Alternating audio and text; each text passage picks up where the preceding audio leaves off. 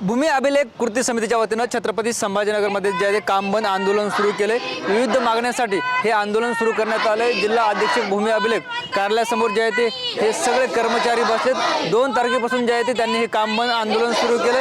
आज 6 तारीख आहे, मात्र त्यांची अजून मागणी मान्य न झाल्यानं हे आंदोलन दिवसेंदिवस आक्रमक होताना आपल्याला पाहायला मिळतं। या आंदोलकांसुद्धा आपण संवाद साधणार आहोत। त्यांच्या नेमक्या मागण्या काय आहेत, काय सांगा। आपण काम बंद आंदोलन सुरू केले, काय मागण्या आहेत?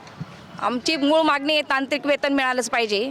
आता आम्ही स्थळ पाणीला का जातो, परत गौण खनिज उत्खनन होतं, त्याच्यामध्ये किती ब्रास उत्खनन होतं हे जेव्हा तहसीलदार आदेश येतात की ते काढा म्हणून, तर तहसीलदार ते स्वतः जाऊन काढू शकत नाही। आमच्या भूमापकाला जोपर्यंत जागेवर जाऊन उत्खननाचा जो ब्रास किती झाले त्याचं जे मोजमाप केल्याशिवाय ते काढू शकत नाही। क्षेत्रस्थे जे तहसीलदाराला आदेश आहे की क्षेत्रस्थे तुम्ही मोकळे करा, परंतु आमचा भूमापक जोपर्यंत जागेवर जात नाही तोपर्यंत ते रस्ता सुद्धा मोकळा करू शकत नाही।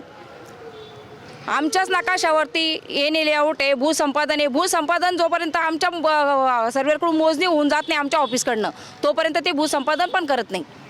मग आमचं जर सगळं तांत्रिक असताना सुद्धा आम्हाला तांत्रिक वेतन का नाही?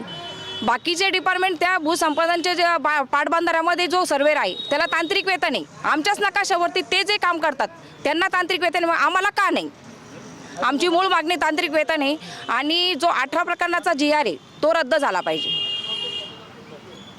बघतो 2 मुख्य मागण्या त्यांनी सांगितल्या, काय सांगाल? खरं तर आता अधिवेशन सुरू आहे, 2 तारखेपासून आपण आंदोलन करताय, मात्र अजून दखल घेतली गेली नाही, काय भूमिका असणार आहे? सर, ह्यापूर्वीसुद्धा आम्ही अनेक वेळा आंदोलन आणि निदर्शनं केलेलं आहे, शासनापर्यंत मागण्या मांडलेल्या आहेत, पण शासन हेतुपुरस्परपणे त्याच्याकडे दुर्लक्ष करतं आहे। त्यामुळे आम्ही मान्य न्यायालयामध्ये आम्हाला तांत्रिक वेतन श्रेणी मिळण्याबाबत दावा दाखल केला आहे। मान्य न्यायालयाने आम्हाला शासनाला आदेश दिले आहे की यांना तांत्रिक वेतन श्रेणी मंजूर करा आणि तात्काळ कारवाई करा, तरी शासन वेळकाढूपणाचे धोरण अवलंबतं आहे आणि हेतुपुरस्पर कर्मचाऱ्यांकडे दुर्लक्ष केले जाते।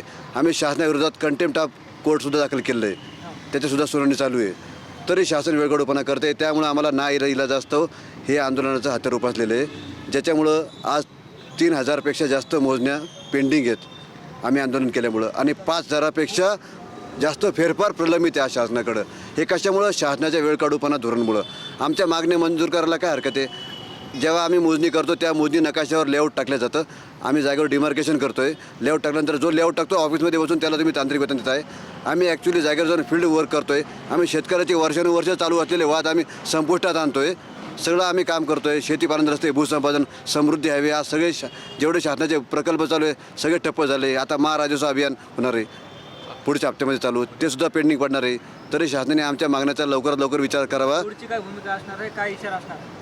आता यांनी जर आमच्या मागण्या मंजूर जर नाही केल्या तर आम्ही हे आंदोलन आणखी तीव्र करणार आहे आणि शासनाला आमची नम्र विनंती की आमच्या मागण्यावर तुम्ही तात्काळ दखल घ्यावी आणि आमच्या ज्या मागण्या आहेत तांत्रिक वेतन श्रेणीची प्रामुख्याने जी मागणी आहे ती मंजूर करावी। कारण की तुम्ही आमच्याकडे क्वालिफिकेशन इंजिनियर भरती करताय, MTech BTech ITI सर्वेवर, तांत्रिक क्वालिफिकेशन असताना पगार क्लर्कचा कसा देत आहे? हा कसला दुजा भाव आहे तुमचा? शासनाचं धोरण आहे की समान काम समान वेतन। आमची जर क्वालिफिकेशन जर टेक्निकल आहे तर तुम्ही आम्हाला क्लर्कचा का बरं पगार देत आहे सांगा बरं? कॉमन प्रश्न येतो। तरी आमची मागणी आहे की बाबा आमचे तात्काळ मागण्या मान्य कराव्या आणि जेणेकरून आता ज्या लोकांना ज्या आमच्याबद्दल गैरसोय होते संपामुळं, त्याच्याबद्दल आम्ही दिलगिरी व्यक्त करतो। निश्चित आपण बघतोय छत्रपती संभाजीनगरमध्ये भूमी अभिलेख कर्मचारी संघटनेच्या वतीनं या ठिकाणी आंदोलन सुरू आहे। तांत्रिक वेतन मिळालं पाहिजे ही त्यांची प्रमुख मागणी आहे। जर सरकारने आमच्या आंदोलनाची दखल नाही घेतली तर आम्ही आंदोलन अधिक तीव्र करू, असा इशारा सुद्धा त्यांनी दिला आहे। Camera person Amit Adesar, Dnyaneshwar Londhe, TV9 Marathi, Chhatrapati Sambhajinagar.